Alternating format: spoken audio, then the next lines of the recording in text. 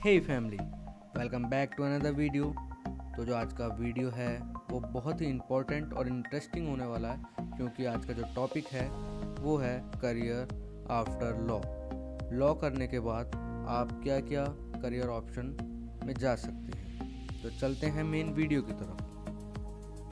L for law. Legum. Glorious. Learn About law.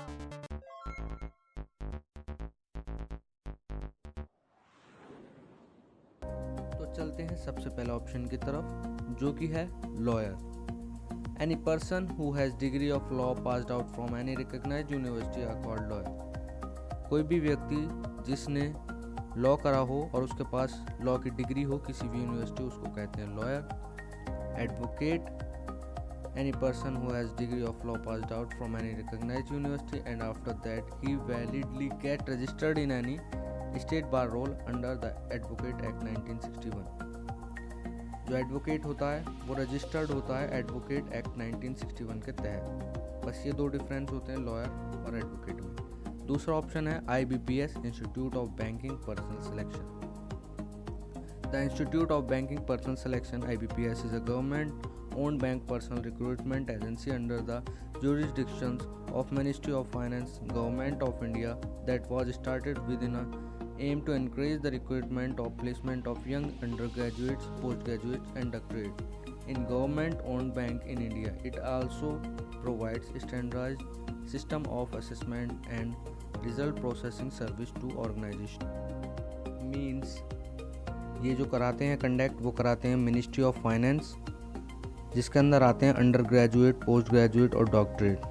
जिनको जो job मिलती है उसको कहते हैं PO, MT, SO, clerk, RRB assistant officer. और जो क्वालिफिकेशन है वो सिंपल है, 18 to 40 एज, और उसके पास डिग्री होनी चाहिए। That's it. चलते हैं दूसरे पॉइंट की तरफ। जैग, ये बहुत ही ज़्यादा पावरफुल पोस्ट होती है, जिसके अंदर the post of Judge Advocate General in India as a head of Judge Advocate General Department is held by a Major General who is the legal and judicial chief of the army. The Judge Advocate General is assisted by a separate JAG branch which consists of legally qualified army officer। Means ये जो conduct कराते हैं major general होते हैं, जो कि legal chief होते हैं आर्मी में, और इसका एक अलग ब्रांच बनता है जैग का, जिसके अंदर के क्वालिफाइड आर्मी ऑफिसर्स होते हैं। और इसकी जो एजुकेशन है, क्वालिफिकेशन है, वो बहुत ही सिंपल है। 3 या 5 साल का आपने लॉ का कोर्स कर रखा हो, 55% आपके लॉ के कोर्स में आए हो, आपने रजिस्टर्ड करा रखा हो अपने आपको बार काउंसिल में, आपकी फर्स्ट डिवीज़न आई हो लॉ में, और आपका जो इंटरव्यू होगा डायरेक्ट, इसमें कोई रिटन टेस्ट नहीं होता। आपका जो इंटरव्यू होगा वो 5 दिन होगा, 900 मार्क्स का होगा। देन नेक्स्ट है public prosecutor, who present the case from state side against the suspect criminal in the criminal trial or in criminal prosecution। ये जो वकील होता है, इसको हिंदी में हम कहते हैं सरकारी वकील, जो कि सरकार की तरफ से कोई भी केस लड़ता है अगेंस्ट सामने वाले के। इसके अंदर जो क्राइटेरिया है वो बहुत सिंपल है।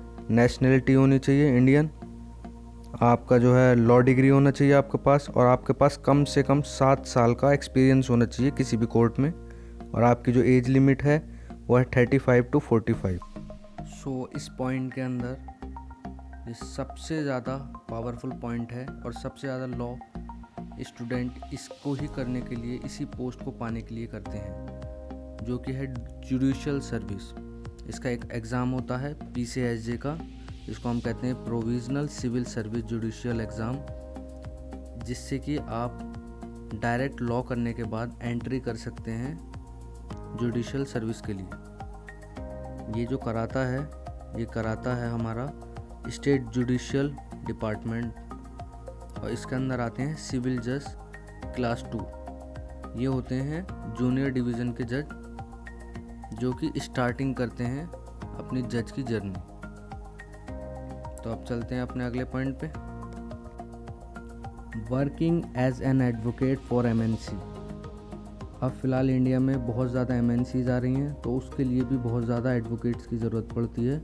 इसको करने के लिए to become a legal officer a candidate needs to have qualified graduation or post graduation in law from a recognized university. A candidate must have registered with Bar Council of India and have experience for legal work in any court. इसके अंदर बहुत simple है, आपके पास degree होनी चाहिए, आपके पास थोड़ा experience होना चाहिए और इसके अंदर जो काम होता है वो होता है केसेस रिलेटेड, जैसे ट्रेडमार्क, कॉपीराइट्स एक्सेट्रा। फिर आता है आपका प्रोफेसर, जिसके लिए आपको क्रैक करना पड़ता है net JRF, national eligibility test for junior research fellowship.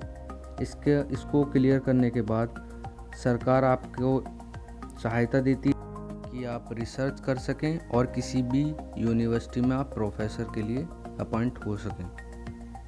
Candidate also go for the BPSC, ये एक एग्जांपल दिया है मैंने यहाँ पे PSC का, जिसको हम कहते हैं पब्लिक सर्विस कमीशन।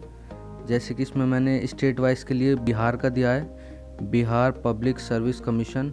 और आप इसके अंदर नेशनल लेवल पे देखना चाहें तो वो होता है UPSC, union public service commission. So I hope कि आपको सब कुछ समझ में आ गया होगा। So thanks for watching and listening. For more information DM on Insta और कमेंट बिलो। अगर आपको किसी भी तरीके की कोई भी प्रॉब्लम है तो आप मुझको डायरेक्ट इंस्टा पे मैसेज कर सकते हैं। मेरी Gmail ID lforlaw25@gmail.com और Instagram lforlaw। Don't forget to like, comment, subscribe my channel. और आप किसी भी टॉपिक को आप कमेंट में बताइए, अगर आपको चाहिए उसके ऊपर पूरी वीडियो मैं ज़रूर बनाऊँगा, आपके साथ शेयर ज़रूर करूँगा। Thank you and have a nice day.